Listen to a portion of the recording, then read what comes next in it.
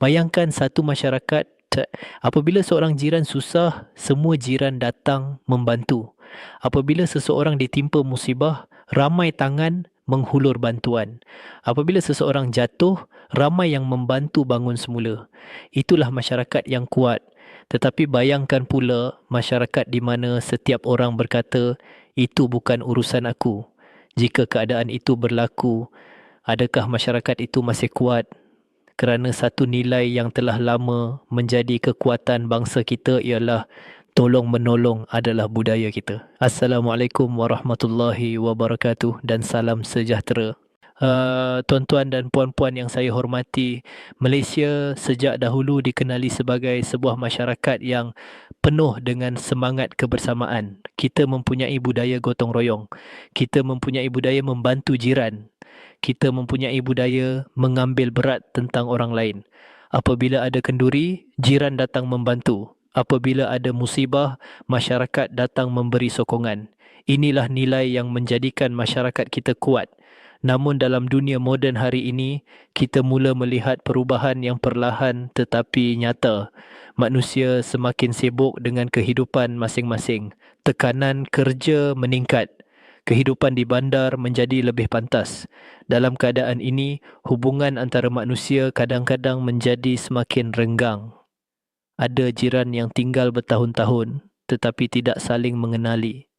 Ada masyarakat yang hidup berdekatan tetapi jarang berinteraksi. Apabila berlaku sesuatu masalah, ada yang memilih untuk tidak terlibat. Bukan kerana mereka tidak peduli. Tetapi kerana mereka merasakan bahawa itu bukan tanggungjawab mereka. Masalah sebenar bukan kekurangan kebaikan dalam hati manusia. Masalah sebenar ialah budaya tolong-menolong semakin kurang dipraktikkan.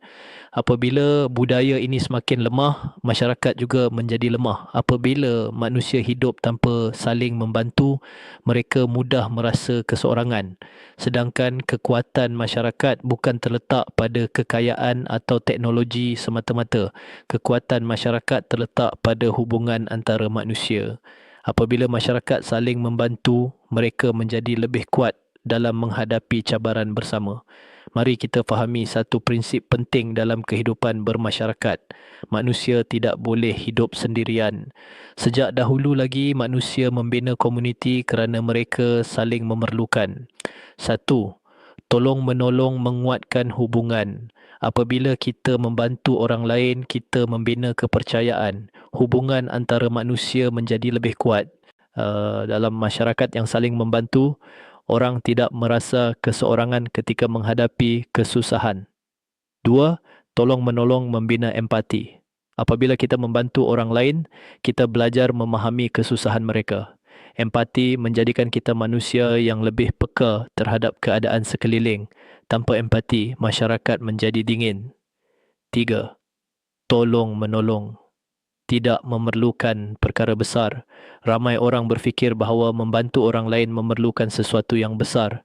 Hakikatnya, bantuan kecil juga sangat bermakna. Menolong orang tua melintas jalan, membantu jiran membawa barang, memberi kata-kata semangat kepada seseorang yang sedang menghadapi kesusahan. Perkara kecil ini apabila dilakukan oleh ramai orang akan membentuk budaya yang besar. Saya pun ingin berkongsi satu kisah. Di sebuah kampung kecil berlaku banjir besar.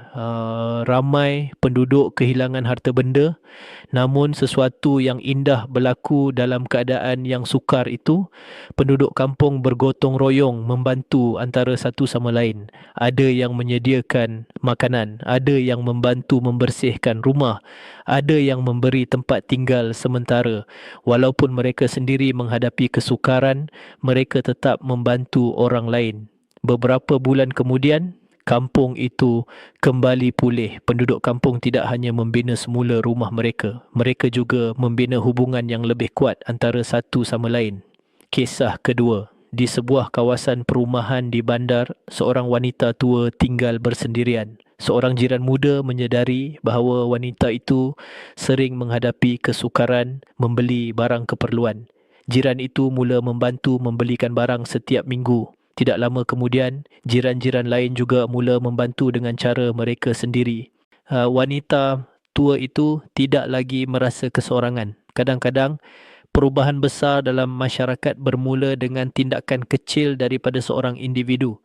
Tuan-tuan dan puan-puan yang dihormati, masyarakat yang kuat bukan masyarakat yang hanya hidup berdekatan. Masyarakat yang kuat adalah masyarakat yang saling mengambil berat. Apabila seseorang jatuh, ada yang membantu bangun. Apabila seseorang menghadapi kesusahan, ada yang memberi sokongan. Inilah nilai yang perlu kita pertahankan. Jika setiap individu dalam masyarakat memilih untuk membantu orang lain, walaupun sedikit, perubahan besar boleh berlaku. Bayangkan sebuah masyarakat di mana setiap orang mengambil berat tentang jiran mereka.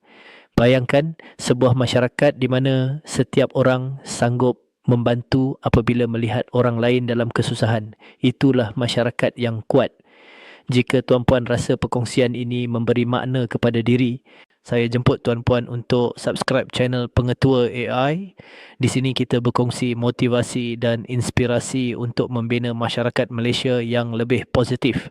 Tekan butang subscribe sekarang, kongsi video ini kepada keluarga, rakan dan sahabat kerana perubahan dalam masyarakat bermula daripada tindakan kecil setiap individu. Ingatlah, tolong menolong adalah budaya kita. Dan apabila budaya ini terus hidup dalam masyarakat, Malaysia akan menjadi negara yang bukan sahaja maju tetapi juga penuh dengan nilai kemanusiaan. Terima kasih semua. Semoga kita menjadi masyarakat yang bukan sahaja berjaya dalam kehidupan tetapi juga saling membantu antara satu sama lain.